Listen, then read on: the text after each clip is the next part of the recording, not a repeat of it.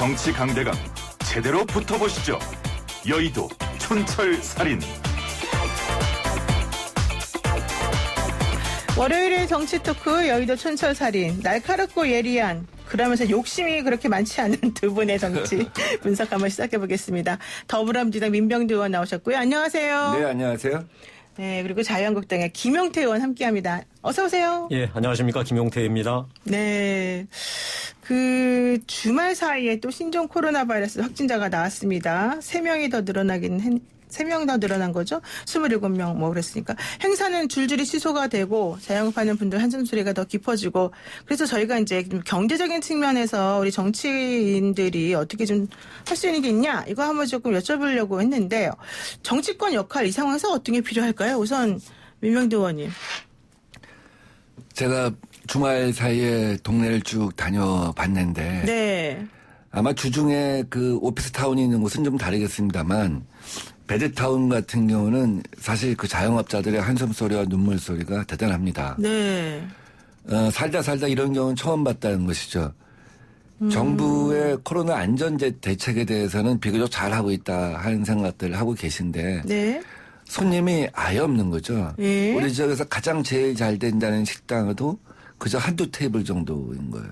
그러니까 살다 이런 경우는 처음 봤다는데 제가 정말 이거는 긴급한 대책이 필요하다. 네. 그래서 제가 헌법에 대통령 긴급 명령이라고 한 것이 있습니다. 국회의 동의를 얻기 전에 대통령이 필요 최소한의 조치를 취하는 것이죠. 무슨 말씀이냐면 자영업자들 입장에서는 2월 한 달이 그냥 월세가 그냥 나가게 돼 있습니다. 그렇죠. 네. 수입이 있어야 종업원들 월급도 주고 그다음에 우리 임대료, 전기료, 관리비 내게 돼 있는데 그걸 낼 수가 없는 형편인 그러니까 거예요. 고정으로 나가는 건 계속 나가니까. 예. 고정으로 나가는 건 계속 나가야 할 뿐만 아니라 월급을 줄 돈 자체가 그렇죠. 안 생기는 거죠. 예. 그렇게 되면 경제가 정말 심각한 상황이 되고 코로나 때문에 우리 사망하는 사람보다 오히려 이러한 경제적 타격으로 극단적인 선택을 할 수 있는 사람이 있지 않겠냐 하는 생각까지 하는 거죠. 그래서 우리가 특별 재난지역 선포라는 게 있지 않습니까? 네. 특정 일부 지역에. 근데 그것은 전국적인 현상이기 때문에 지금 요식업, 관광업, 화해 지금 생전에 경기를 안 타봤다는 병원하고 약국까지 경기를 지금 타고 있습니다. 그래서 제가 볼 땐 업종별, 지역별 뭐 이렇게 실태 조사를 해서 네. 제 생각입니다만 네. 정부가 2월 임대료를 갖다가 일정 비율을 갖다가 긴급 명령으로 그 할인을 해주고 그 나머지 부분을, 왜냐하면 건물주도 사정이 다르기 때문에 추후에 추경으로 나머지 부분을 건물주한테 보전하는 그런 정도까지 생각해봐야 한다고 저는. 그건 너무 획기적인 얘기 아니세요? 그 정도로 실제 밑바닥 가서 보면 힘들어서. 완전히 우선 2월달에 꽃이 안 팔렸습니다. 졸업식에. 화해농가는 진짜 입학식에 꽃이 안 팔렸어요. 관광산업 완전히 이건 뭐 여행업 제로입니다. 예. 예. 그다음에 식당 이제 하나씩 퍼져나가요. 그 다음으로 전이 되고 전가되고. 저는 병원에 가면 사람들이 많을 줄 알았거든요. 그때 병원에 사람이 없어서 왜 그러냐고 했더니 사람들이 병원에서 옮을까봐 나오질 않는다는 거예요. 저 어떻게 보세요, 우리 김용태 의원님께서는? 민병두 의원님 제안 환영합니다. 뭐 이건 천연 자연재해 맞고요. 예. 그래서 긴급 명령을 포함해서 필요하다면 우리 재난 때 나라에서 긴급하게 구호 자금이 있거든요. 네. 말씀하신 대로 20대 국회가 이제 더 중요한 일이 생긴 것 같습니다. 추경을 편성해서라도 이런 분들 어려움을 당연히 도와줘야 한다고 생각하고. 네. 제가 정부에 제안하고 싶은 게 이겁니다. 이런 사태의 가장 중요한 가장 결정적인 게 결국 두려움이거든요. 네. 근데 이 두려움은 확진자 숫자보다 더 중요한 게 있습니다. 그게 뭐냐면 이 확진자의 이 동선 발표가 네. 최초의 발표하고 다르다. 뭐 추가된다든지 뭔가 분명하지 않게 발표하는. 그래서 사실 확진자 숫자보다 더 중요한 게 그 동선을 정확하게 밝혀주는. 뭐 이 부분에 대해서 국민들도 이제 다 동의하고 계시기 때문에요. 사실 확진자 신상에 관한 문제이지만 그것을 정확하게 밝혀주어야지만 동선을 국민들이 그래도 두려움을 좀 더 떨칠 수 있기 때문에 네. 정부는 우리 민병도원 말씀하신 대로 네. 이분들 어려움을 도와주는 이 재난에 준하는 형태의 지원과 함께 이 동선 발표에 있어서 어떤 보다 정확하고 신속한 발표가 필요하다고 생각합니다. 근데 사실 뭐 지금 말씀하신 동선 허위로 이제 발표한 거 이게 부산 거주하던 예비 대학생이 강남 확진자 이동 경로를 허위 정보를 유포해서 좀 문제가 됐기도 했는데 또 이와 관련해가지고 실질적으로 그런 식의 두 분이 말씀하시는 종류의 조치들을 정부에서 하려면 지금 임시국회 열려있지 않습니까? 여기서 해결해야 되는 거 아니에요? 아니, 추경을 먼저 편성해야 되니까요. 네. 정부에서 빨리 국무회를 열어가지고 이 추경 편성에 먼저 대한 해서 정부의 제안을 방침을 하면 하고 예. 그렇죠. 당연히 빨리 추경을 편성해야 되니까요. 하고 그 국회에 이 요청을 하면 국회에서도 이 문제에 대해서 동의하지 않을 이유가 없습니다. 저는 뭐 충분히 가능하다고 생각합니다. 민원이 지금 추경을 통해서 가는 절차도 있죠. 이제 네. 국회가 정상적으로 가동되고 지금 국회가 선거에 한눈 팔지 않고 네. 민생에 네. 집중하고 이럴 때는 추경을 갖다 편성할 수 있겠죠. 근데 그러기엔 너무 긴급하다는 거예요. 아까 제가 자영업자만 이렇게 예를 들었습니다만 그 외에도 전업종입니다. 사실은 프리랜서 있잖아요. 그렇죠. 1:1 학습지 교사. 또 문화 강사 이거 2월달 한 달 다 폐쇄됐습니다. 자기가 몸이 아파서 수업을 쉬는 게 아니에요. 자연 재해로 인해서 사회 재해로 인해서 수업을 쉬는 거예요. 2월 한 달 이 숨이 넘어가는 사람들이 너무 많다는 거예요. 네. 이럴 때 저 같은 경우는 추경이 아니라 아예 긴급 명령으로 정부가 실태 조사를 해서 어느 정도를 보존해 줘야 되는지 갖다 일단 보고 혹은 어느 정도 삭감해 줘야 하는지 일단 보고 네. 추후에 국회의 동의를 받는 절차 이게 헌법에 70몇 조인가 80몇 조에 네, 있습니다. 네, 네. 그런 절차를 밟아야 할 정도로 지금 굉장히 중요하다. 또 하나는 뭐냐면 경제가 심리라고 하잖아요. 네. 정당은 1000개의 눈을 갖고 있어야 한다고 해요. 정당은 정말 이런 모든 고통받는 사람들 갖다 살펴봐야 하고 경제는 심리인데 네. 여기서 경제에 일정한 정도 우리가 돌아갈 수 있도록. 수 있게끔 해주지 않으면 네. 정말 경제가 무너질 수도 있다는 생각이 들어서 한 말씀입니다. 네, 좋습니다.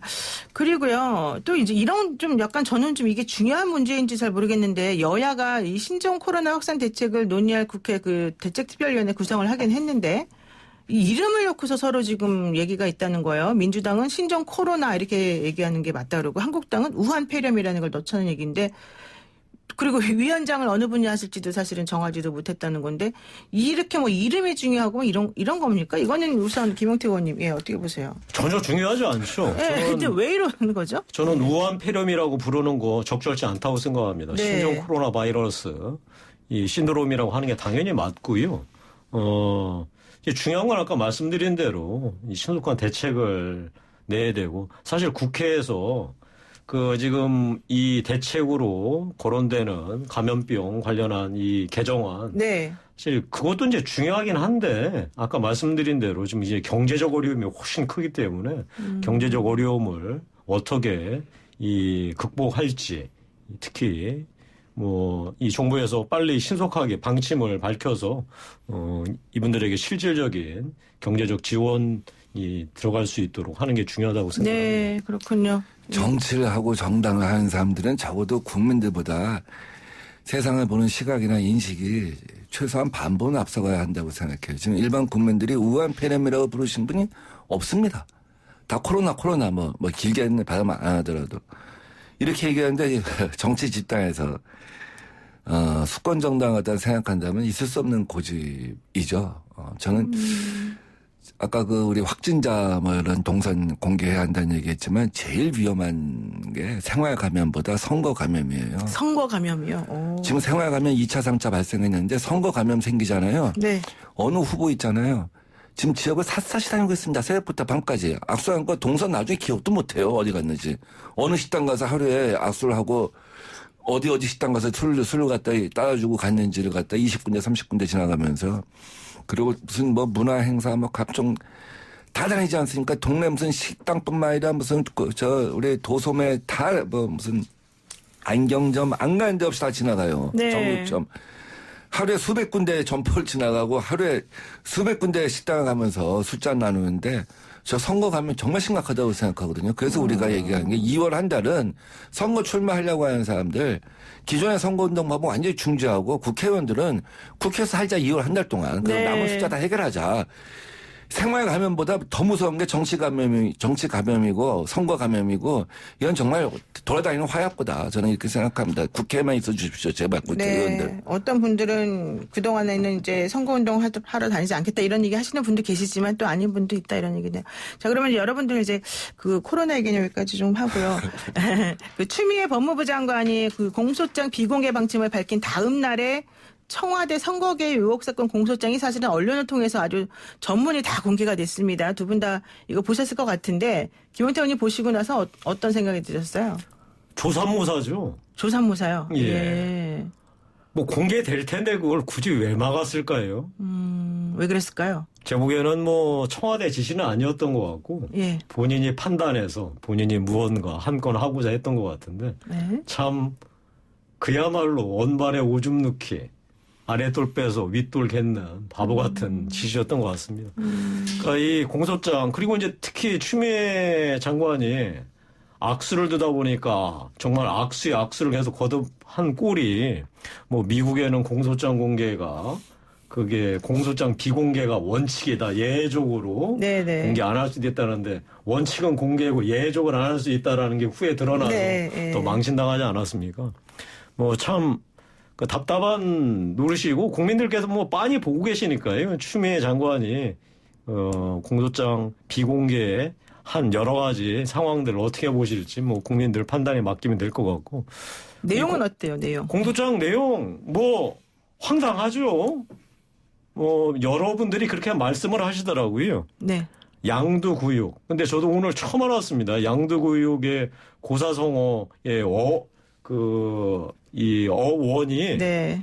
이 쇠고기 판다고 해놓고 말고기 파는 게 처음에 원래 그 말에 네, 네. 어원이었다고 하더라고요. 뭐 사실 이 정치권에 여러 가지 국민들의 분노를 사는 게 뭐 여러 종류가 있지만 그 중에서 가장 큰 게 거짓말이고 거짓말보다 더 큰 게 위선, 상대방을 악이라고 규정하면서 본인은 선이라고 얘기하는. 근데 이번 내용들 보니까 참 뭐 그야말로 이 뭐 천인 공노할 일들이 벌어졌고 뭐 나중에 이제 재판에도 다 드러나겠죠. 하여튼 재판에서 대한민국 사법부가 살아있다는 것을 보여주기를 바랍니다. 이 문제는 이제 우리 민병두 의원님께서 약간 방어적으로 나오셔야 되지 않으실까 싶은데 어떻습니까? 일단 공소장 공개 여부, 비공개 여부 이거 하고 내용하고. 일단 지난해 10월 달에 그 검찰 개혁 방안에 네. 공소장 비공개가 이미 포함되어 있었죠. 그 부분에 대해서는 당시에 검찰에서도 이의가 없었다는 거. 네. 일단 그것이 중요하다고 봅니다. 그런 전제하에서 추미애 장관의 결정은 그 연장선상에 있는 절차를 것이다. 따른 것이다. 예. 만약에 정말 검찰이 이런 식으로 공소장을 흘릴 거였다고 한다면 그 당시에 이미 그 검찰 개혁 방안에 대해서 반대를 하는 게 맞다.